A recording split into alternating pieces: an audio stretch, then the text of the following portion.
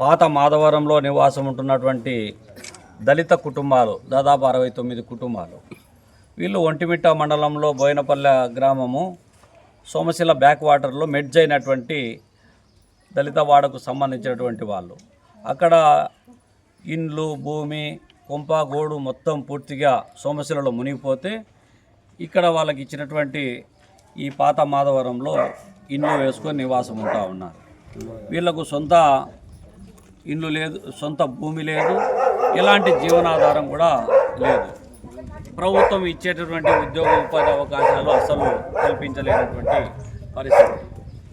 మరి ఈ ఊర్లో ఉన్నటువంటి దళితులకు 2013 సంవత్సరంలో గవర్నమెంటు అసైన్మెంట్ కమిటీ 7వ విడత భూ పంపిణీ ద్వారా 69 మందికి సిద్ధవట మండలము, పెద్దపల్లి గ్రామ పొలము, అదేవిధంగా సర్వే నంబర్ 937 బ్లాక్ నంబరు 1147 నుంచి 1162 వరకు వీళ్లకు పట్టాలు అసైన్మెంటు కమిటీలో పెట్టి పట్టాలు ఇవ్వడానికి ప్రిపేర్ చేసింది.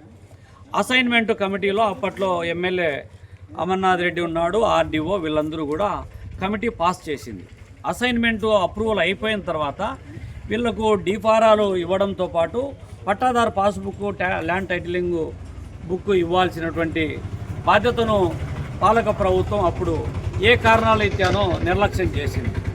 వీళ్ళు కూడా ఏమంటే దళితులు కాబట్టి అప్పుడు ఉన్నటువంటి అధికారుల పైన పెద్దగా ఒత్తిడి తీసుకురాలేనటువంటి పరిస్థితుల్లో వాళ్ళకు ఉన్నటువంటి భూమి ఎక్కడైతే 937 సర్వే నంబర్లో భూమిని వాళ్ళు సాగు చేసుకుంటా ఆరుగాల పంటలు వేసుకునేటువంటి దళిత కుటుంబాలకు ఈరోజు ఉన్న పలంగా Kadapa Renigunta greenfield express highway మంజూరు అయిన తర్వాత ఆ గ్రీన్ఫీల్డ్ ఎక్స్ప్రెస్ హైవే రోడ్డుకు పక్కనే ఇలా భూములు ఉన్నాయి.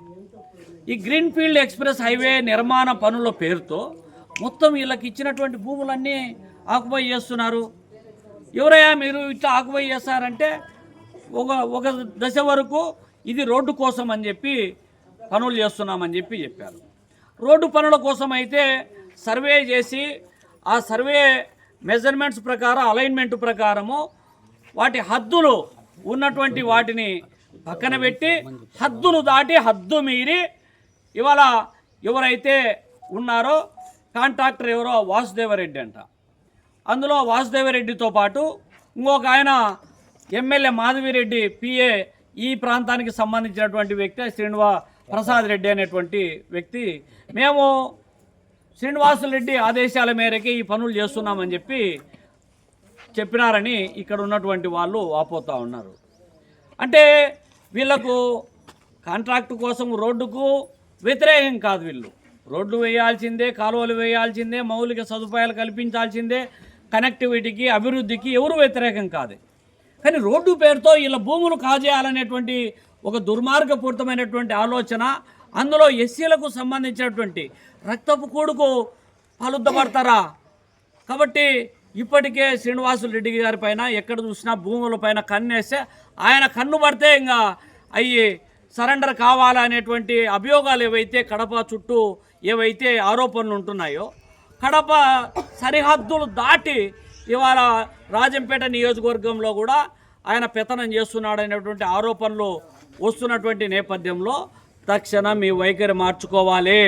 దళితుల జోలికి వస్తే, దళితుల భూముల జోలికి వస్తే సహించేది లేదు. దీన్ని భారత కమ్యూనిస్ట్ పార్టీ తీవ్రంగా వ్యతిరేకిస్తూ ఉంది, ఖండిస్తూ ఉంది.